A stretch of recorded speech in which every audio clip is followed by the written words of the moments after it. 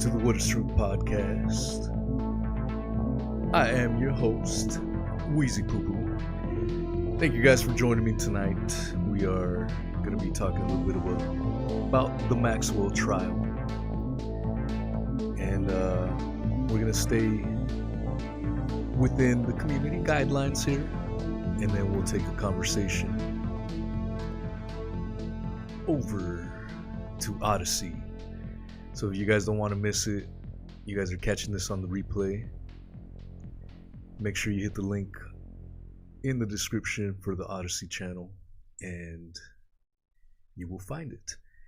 Alright, what's up After Tories? What's up Uncle Terrence? What's up Secret Squirrel? Marion G. Hev, the lovely Miss Hev. Jeff Swig, what's going on? Debbie, Amy Wright. Miss Lemons, Cookie, the amazing Earth Empress, what's up? Kitty Cat, Freddie Lupacon, my man, how you doing, big dog? Roscoe Coltrane, Amy Theist, George O'Brien, hell yeah. Welcome y'all. Yeah, I don't know how many of you guys have been tuned in to the whole Maxwell trial. I used to follow this stuff quite in depth, and that's how actually I started following Daddy. And there will be some interesting developments as we go over what happened this week in the trial. That Daddy, I had called him a mini baby Epstein, and there was some revelations that came out this week that lend credence to my claim that Daddy was a baby wannabe Epstein. Pretty crazy. But yeah, as soon as I read that, I've been listening to a lot of stuff on the Maxwell trial, reading a lot of articles, and just trying to consume as much as I could because I haven't been in tune as I once was, but I want to get back in it. And so I think the way to do it is just stick with the facts and then give our opinions over on Odysee, and then I can hook up both of the segments, put them on Spotify and whatnot. So if you want to catch the whole enchilada, make sure you do that on Spotify and Odysee. So thanks again for coming out. But as I was getting at, I was trying to look for a good article that, you know, somewhere that kind of gave a just a good summary of the week's events, and I did find one. Let me get the stream. My stream acts up sometimes. Oddly enough, I was able to have it on the first time. I think last time I was setting up a bunch of streams and it wasn't working, but we finally got it sorted. All right, let me see. Okay, here we go. Ironically, from the BBC, we all have our opinions on them, but they gave a pretty decent summary of the week's events.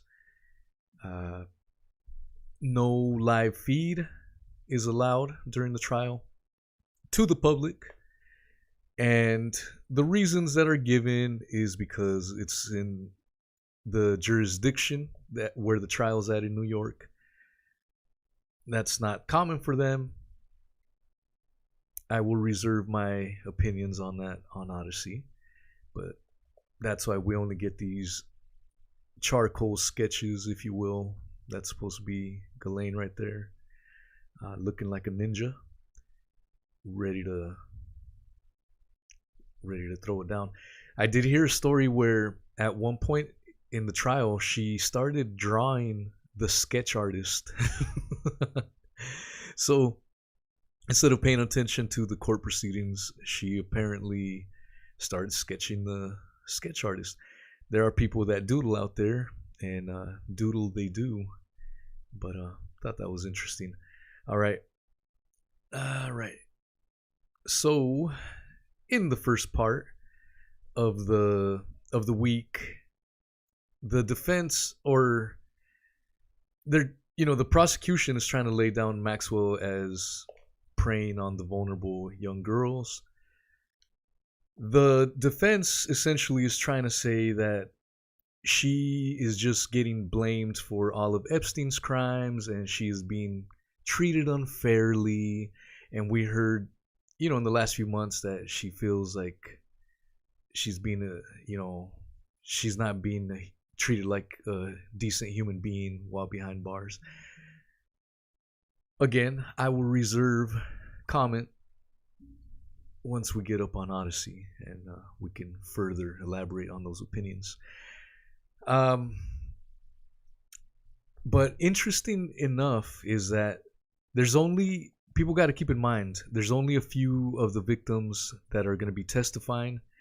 Some of the bigger names, like Virginia Giuffre, and others that have been on TV shows and whatnot, are missing.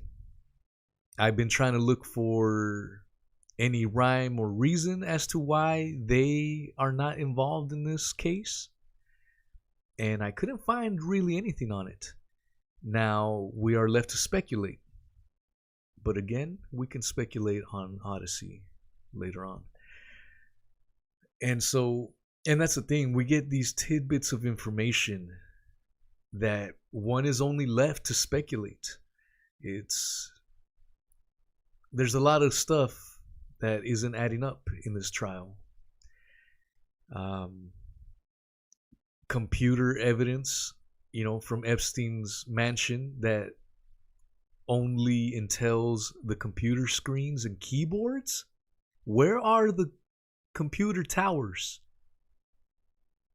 Things along those lines, man. There's a lot of stuff going on. Another key note, the prosecutor attorney is James Comey's daughter.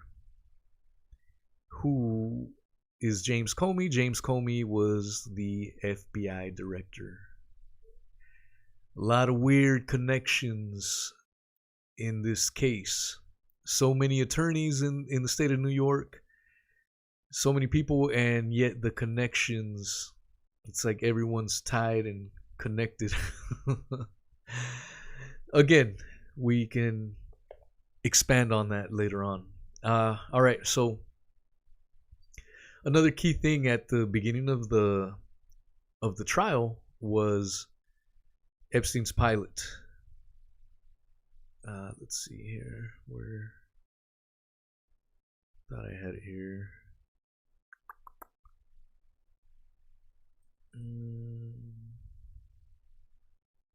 Okay, here we go. From the New York Post. All right. Prince Andrew and former Presidents Bill Clinton and Donald Trump were among the high-profile men to get name dropped Tuesday at Ghislaine Maxwell's sex trafficking trial in Manhattan. Maxwell's defense attorney quizzed Jeffrey Epstein's longtime former pilot Lawrence Paul Visacki, I'm not sure, about the politicians and celebrities he flew on the late pedophile's private plane. Former President Bill Clinton flew on some of the flights? Lawyer Christian Everdill asked. Yes, Visacki replied. The aviator also testified under cross-examination that he remembered Prince Andrew riding on Epstein's planes and said he shuttled Trump more than once. This is important because prior to the trial getting underway, a lot of people thought that a lot of these big names like Prince Andrew, Clinton, and Trump were not going to be mentioned during this trial. So when this came out from the former Epstein pilot, I thought it was massive because a lot of people didn't expect these names to get dropped.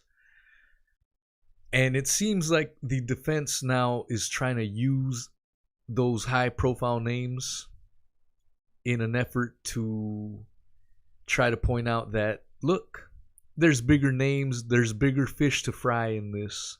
Leave our poor little innocent Ghislaine Maxwell alone. That's a tactic that they're playing. That's what it appears that they're trying to do. All right. The aviator also testified under cross-examination that he remembered Prince Andrew riding on Epstein's planes and said he shuttled Trump more than once. Asked whether Trump flew on the jet with his family, Visacki testified, "I don't remember that." But he added, "I certainly remember President Trump." There's the pilot right there. I'd like to pick his brain. I'm sure he saw many things, knows many things. All right. More sketches. Interesting picture. We got Melania, Prince Andrew, Epstein, Prince Andrew and Billy Clinton. All these people are connected. Visacki said under cross-examination that he would have been told in advance if a big name like Clinton was going to be a passenger on the jet. We know that Bill Clinton was on that jet at least 20 times. Some figures estimate as high as 28 times. He was a frequent flyer on the Epstein plane. I guess you can say that. There might be special catering, Everdahl asked about the ex-president, who has been photographed with Maxwell aboard the Lolita Express. Sure, Visacki replied. When asked if he remembered a victim in the case, identified only as Jane, riding on the plane, the pilot said, "I can't visualize her sitting in the passenger compartment like I would say President Clinton." I got from that he's shuttled so many people. Really, the only people that he would be able to pinpoint out of a lineup were the high-profile names like Billy, Free Willy Clinton. The pilot also recalled flying Epstein to Columbus, Ohio, where the convicted sex offender had a home near one owned by one of his business associates, Victoria's Secret founder Les Wexner. Les Wexner, we'll get into that later on.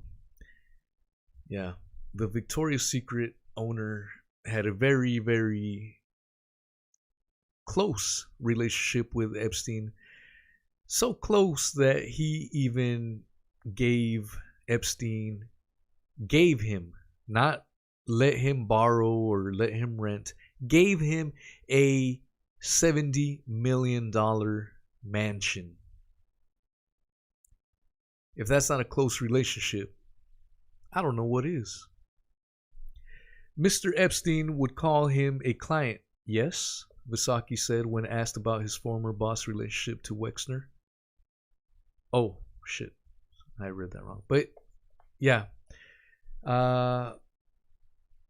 Visacki said he interacted with Maxwell during his employment with Epstein, at first in a business capacity. Maxwell would handle things like his expense reports, which he would take to her at Epstein's properties in New York. Ms. Maxwell was the number two. Mr. Epstein was the big cheese number one, he said.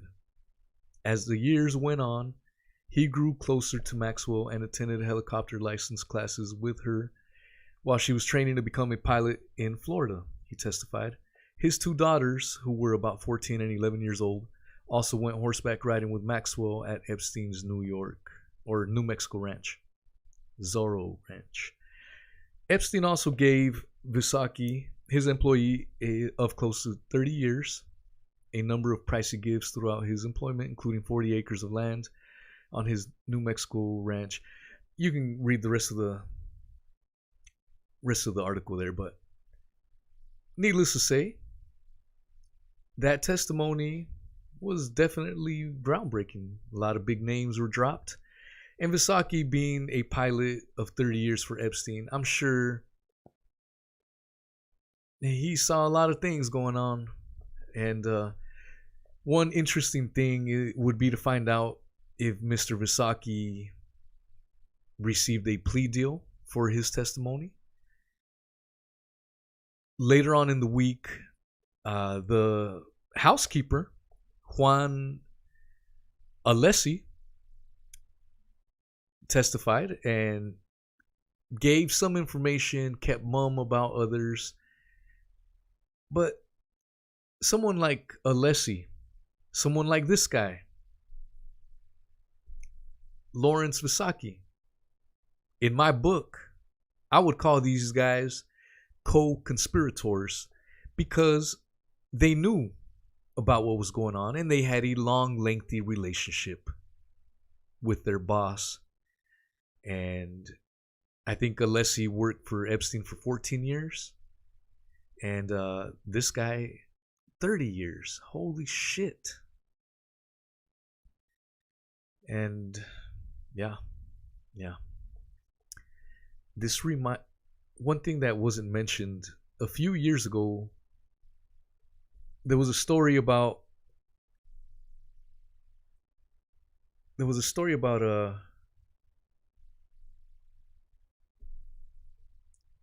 a butler,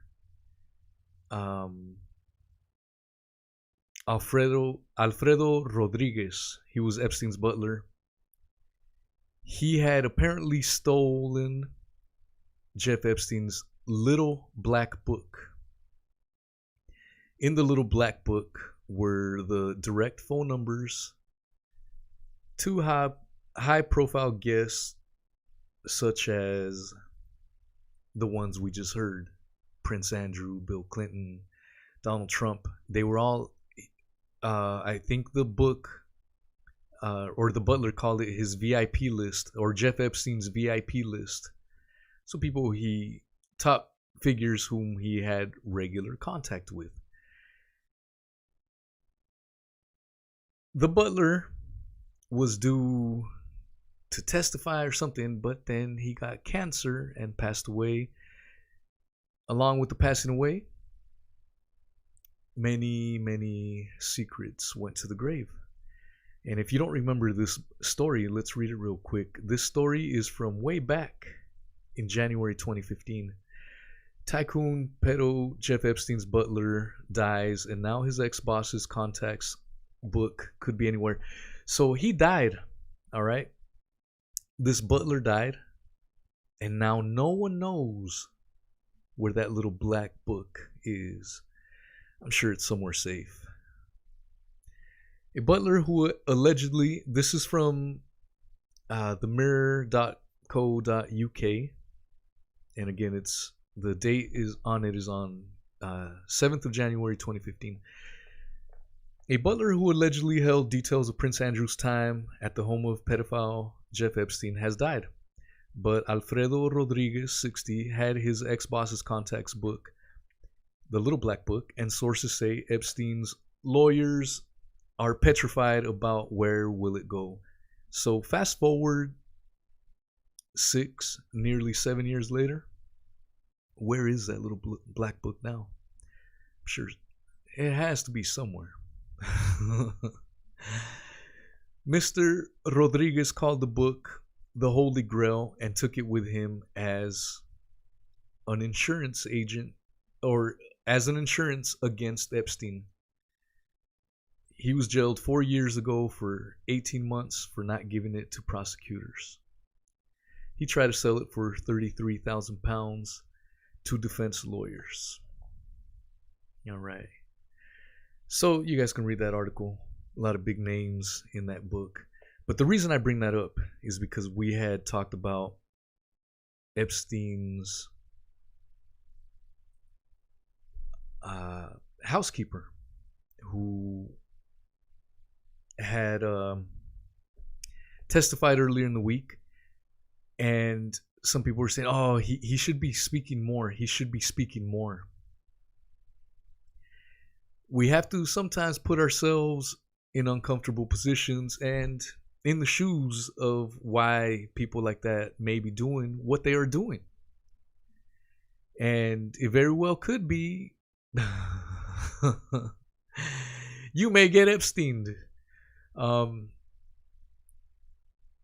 That's just speculation on my point, but I'm just saying, if you follow the case along, keep that in the back of your mind. That's some serious ass shiznit right there. So that's why I brought up that article. And then over the years, people forget these little tiny details. I first heard of Epstein way back around that time, and that's what made me, I was following it real close, man. All the players involved and whatnot. And unfortunately, I got balls deep into the whole Daddygate situation regarding a fraud, and it got me carried away. I'm not interested in that nonsense or garbage anymore, so I want to do what I'm passionate about, and this is something that I'm passionate about. And so I want to continue to follow the case, and we can break it down, and where we can really break it down. If you guys want to call in and chit chat it, definitely do it, so we can do it on Odysee. All right. So yeah, the BBC.com has pretty much a little quick review of the week's events there. Yeah, this was interesting right here.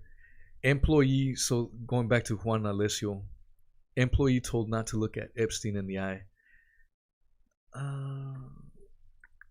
Okay. On Thursday, so this was on Thursday, Epstein's former housekeeper, Juana Alessi, recalled how Miss Maxwell had tightly controlled every detail. It sounds like the employees to the estate all had it was like a strict code. There were certain words that people were not allowed to say. They weren't allowed to say yeah, okay.